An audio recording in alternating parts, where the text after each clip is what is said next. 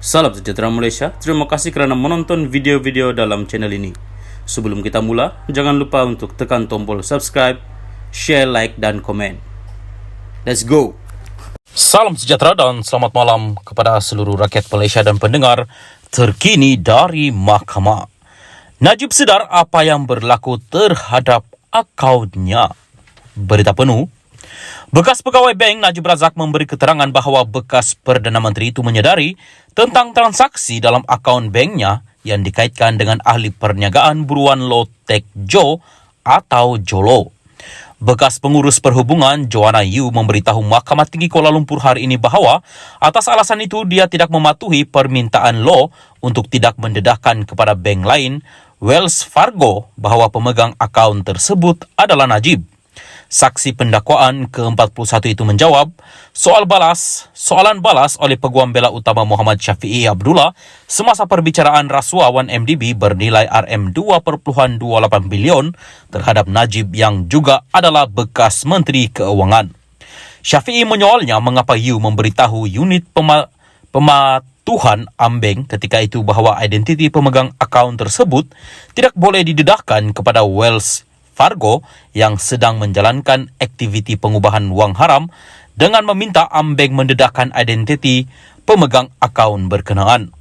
Dakwaan aliran dana ke akaun Najib di Ambeng adalah melalui Wells Fargo, sebuah bank antarabangsa yang terlebih dahulu meminta Bank Malaysia berkenaan mendedahkan identiti pemegang akaun tersebut.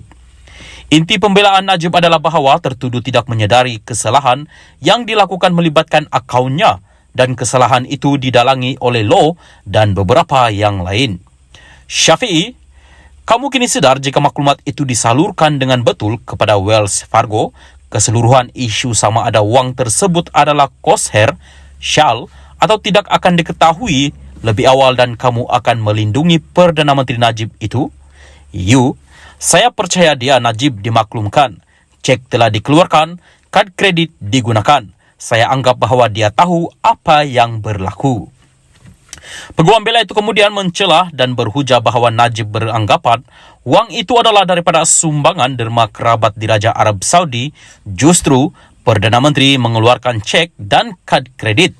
Sebelum ini, Peguam Pembelaan juga berkata bahawa Najib beranggapan dana yang masuk ke dalam akaunnya adalah derma daripada kerabat Diraja Arab Saudi dan bukannya daripada 1MDB.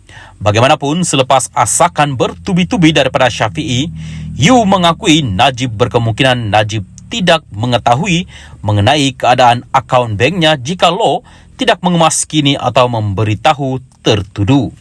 Syafiee sebelum ini menyoal Yu sama ada Law melalui perbualan dengan Yu melalui BlackBerry Messenger BBM mengenai akaun Najib sebenarnya bercakap benar tentang berkomunikasi dengan Najib atau sebenarnya mengelirukannya mengenai komunikasinya dengan Perdana Menteri ketika itu.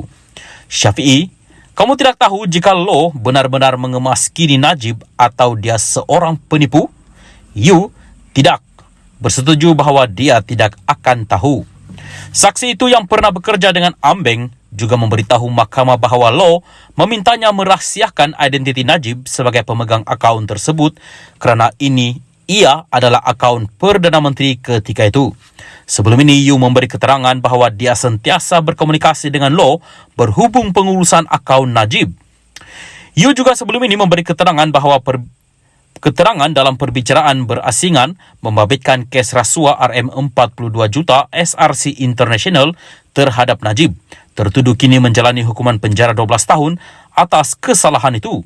Perbicaraan 1MDB hari ini bersambung di hadapan Hakim Colin Lawrence Quera. Yu berada di kandang saksi selama 11 hari termasuk hari ini sejak 13 Oktober tahun lepas. Dengan 9 daripada hari itu dihabiskan untuk disoal balas oleh Peguam Najib. Kamal Baharin Omar dan Ahmad Akram Garib adalah antara timbalan pendakwa raya yang menganggotai pasukan pendakwaan. Najib berdepan 4 pertuduhan salah guna kuasa dan 21 pertuduhan pengubahan wang haram membabitkan RM2.28 bilion wang 1MDB. Bagi 4 pertuduhan salah guna kuasa, bekas ahli Parlimen Pekan itu didakwa melakukan kesalahan itu di Islamic Bank Berhad Cawangan Jalan Raja Chulan di Bukit Kelon, Kuala Lumpur antara 24 Februari 2011 dan 19 Disember 2014. Bagi 21 pertuduhan pengubahan wang haram pula, dia dituduh melakukan kesalahan itu di bank yang sama antara 22 Mac 2013 dan 30 Ogos 2013. Pihak pendakwaan berhujah bahawa kesalahan di 1MDB telah dilakukan oleh Law dan beberapa yang lain dengan restu Najib Razak. Salam sejahtera, salam perpaduan berita seterusnya. KJ ditawar tanding PRN Selangor jadi MB jika menang. Berita penuh. Khairi Jamaluddin dilapor mempertimbangkan untuk bertanding di Dewan Undangan Negeri DUN Selangor dan ditawarkan menjadi Menteri Besar sekiranya menang, lapor The Star. Laporan itu bagaimanapun tidak menyebut mana-mana parti politik tertentu yang dikatakan memberi tawaran itu. Terdapat perbincangan dengan beberapa pihak dan terdapat juga perbincangan mengenai peranan, kata Khairi, dalam pertemuan dengan Klub Concorde, kumpulan tidak rasmi pengarang dan wartawan kanan yang diketuai oleh Wong Chun Wai. Bagaimanapun, Khairi masih belum memutuskan perkara itu. Pilihan Raya Negeri PRN Selangor perlu diadakan tahun ini.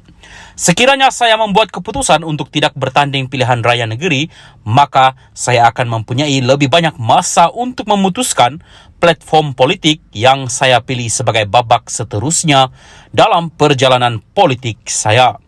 Jika saya mahu menyertai PRN, saya perlu membuat keputusan dan beberapa bulan akan datang ke arah mana saya akan pergi, katanya.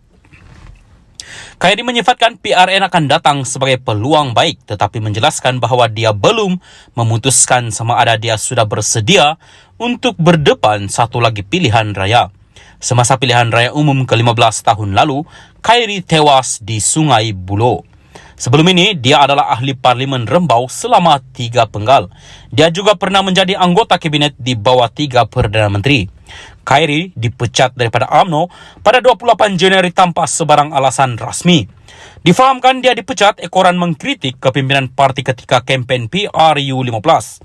Sementara itu, Khairi berkata dia tidak berhasrat untuk menubuhkan parti baru kerana Malaysia ketika ini agak tepu dengan parti politik.